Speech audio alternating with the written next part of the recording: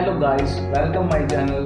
तो मैंने आज एक प्रोटीन मंगाया है, तो आज मैं उसकी अनबॉक्सिंग आपके साथ शेयर करूंगा, तो देखिए।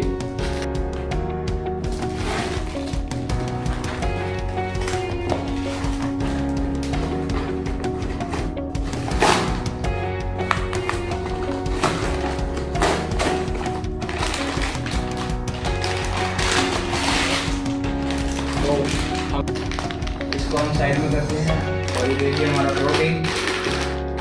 तो ये बिग मसल का क्रूड वे है, तो इसमें पर सर्विंग में 24 ग्राम प्रोटीन, 4 ग्राम ग्लूटामाइन और 5.5 GCA और 0 ग्राम पर सर्विंग। और ये चॉकलेट फ्लेवर है।